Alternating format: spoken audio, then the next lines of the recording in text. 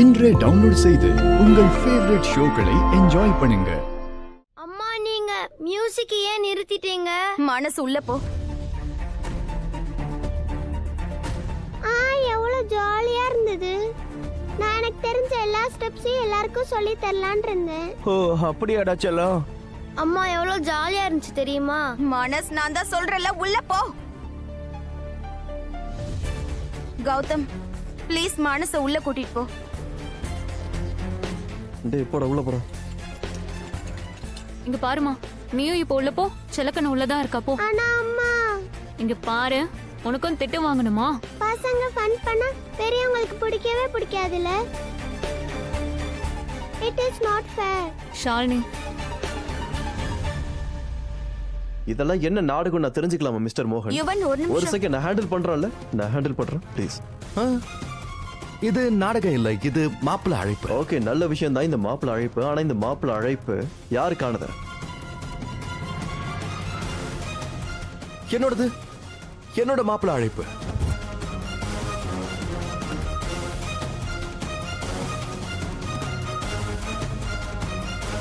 என்னோட மனைவிக்காக.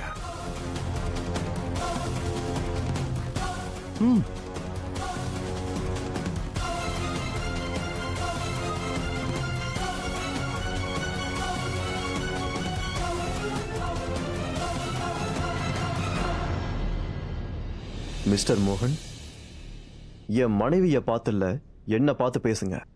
ஓகே. இதெல்லாம் என்ன விளையாட்டுன்னு கேட்டேன். இந்த மாப்பிள்ள நீங்க அழைப்பு தப்பா புரிஞ்சுட்டீங்க. இங்க பாருங்க, இந்த அழைப்பு இருக்குல்ல, அது உங்களோட மனைவிக்காக இல்ல. உங்களோட மனைவி ராதிகா இல்ல, இது என்னோட மனைவிக்காக. ஏன்னா என் மனைவியோட பேரு ராதா.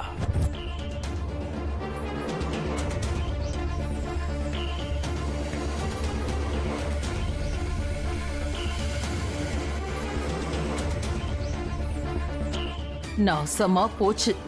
பேரை சொல்லிட்டானா? இதுக்கு மேல ராதாவை வீட்டுக்கு கூட்டிட்டு வராம இவன் ஓய மாட்டான். என் வாழ்க்கையே மொத்தமா அழிஞ்சு போச்சு. இதுக்கு பதிலா யாராவது என்ன ஏதாவது மலை உச்சிக்கு கொண்டு போய் தள்ளி விட்டுறலாம். ஏன்னா ராதா வீட்டுக்குள்ள வந்தா எப்படியும் என் கதை முடிஞ்சிரும். உங்க மனைவிக்கான மாப்பிள்ளை வீட்டு அழைப்பை என்னோட வீட்டை நோக்கி ஏன் கொண்டு வரீங்கன்னு கேக்குறேன். உங்க மனைவி என்ன ஏன் வீட்டுக்குள்ளேயே உட்காந்துருக்காங்க?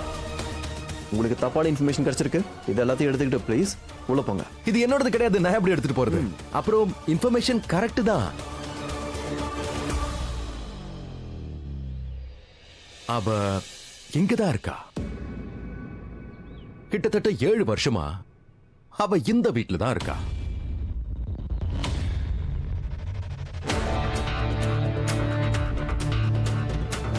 உங்க மொத்த குடும்பத்தையும் நல்லபடியா பாத்துக்கிறா.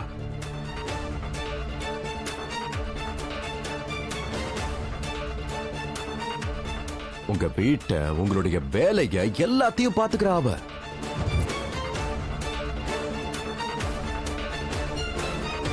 இன் ஷார்ட், ஒரு மனைவி ஒரு மருமக செய்ய வேண்டிய எல்லா வேலையையும் அவ செய்யறா.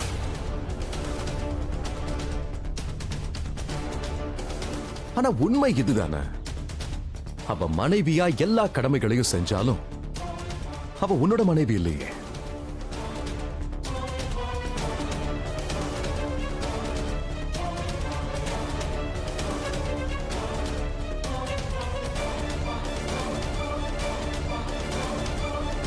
மிஸ்டர் மோகன், நான் உங்ககிட்ட சீரியஸா கேக்குறேன், என்ன சொல்ல வரீங்க? அதாவது உன்னோட மனைவி ராதிகா யுவன். ஆக்சுவலி ராதிகா யுவன் இல்ல, அவ என்னோட மனைவி ராதா.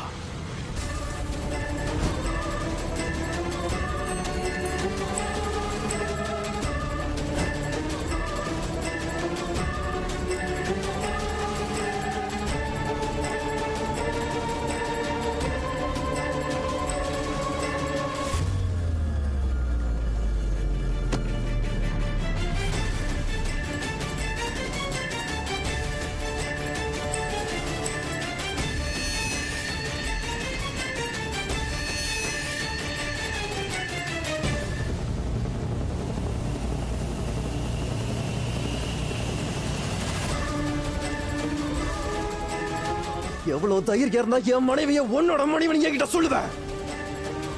இதுல முக்கியமான விஷயம் என்னன்னா இங்க பாருங்களேன், நீங்க இந்த நோட்டெல்லாம் கசக்குறீங்க. நோட்டை அந்த மாதிரி கசக்க கூடாதுங்க. அண்ட் எதுக்கு நான் பயப்படணும்? உண்மையா சொல்றதுக்கு எதுக்கு நான் பயப்படணும்?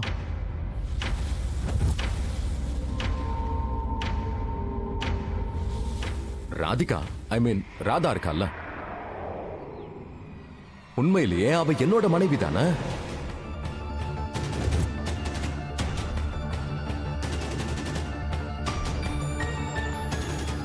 ஏன்னா இந்திய திருமண சட்டம் அதுல செக்ஷன் 494 படி பார்த்தோம்னா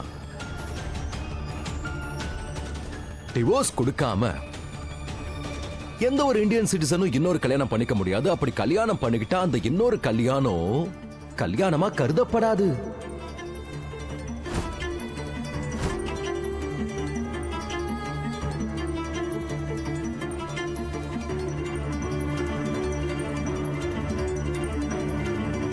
இருந்தாலும் உனக்கு இவள உன்னோட மனைவின்னு சொல்லிக்க அவ்வளவு ஆசை இருந்தா அப்ப குறைஞ்சபட்சம் நீ விசாரிச்சிருக்கணும்ல, நீ இவளோட லைஃப்ல முதல் மனுஷனா இல்ல உனக்கு முன்னாடியா யாராவது இருக்கானான்னு. அவனை இவ உயிருக்குயிரா காதலிச்சா, அவனை ஆசையா கல்யாணம் பண்ணிக்கிட்டா. அவனோட குடும்பத்தை இவ அவளோட குடும்பமா மாத்திக்கிட்டா. அப்ப ராதிகா மேடமா இல்ல, அப்ப இவ என்னோட ராதாவா இருந்தா. நீங்க என்ன சொல்ல வரீங்க? நேத்து நீங்க போதையில உங்க ரெண்டாவது மனைவின்னு எந்த பொண்ண பத்தி சொல்ல வந்தீங்களோ அது ராதிகாவா? நோ பரி, நான் தான் உன்கிட்ட அவ்வளவு சொன்னல பரி. நாட் ராதிகா, ராதா.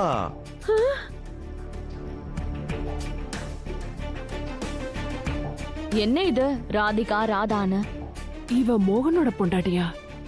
அடக்கடவுளே.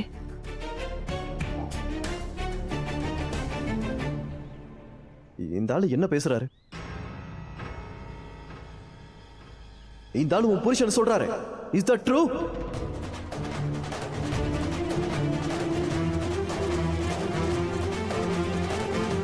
ராதிகா, நீ மௌனமா இருக்கிறது எனக்கு பயத்தை ஏற்படுத்துது. தயவு செஞ்சு உண்மையை சொல்லு. இந்த ஆள் என்ன சொல்றாரு?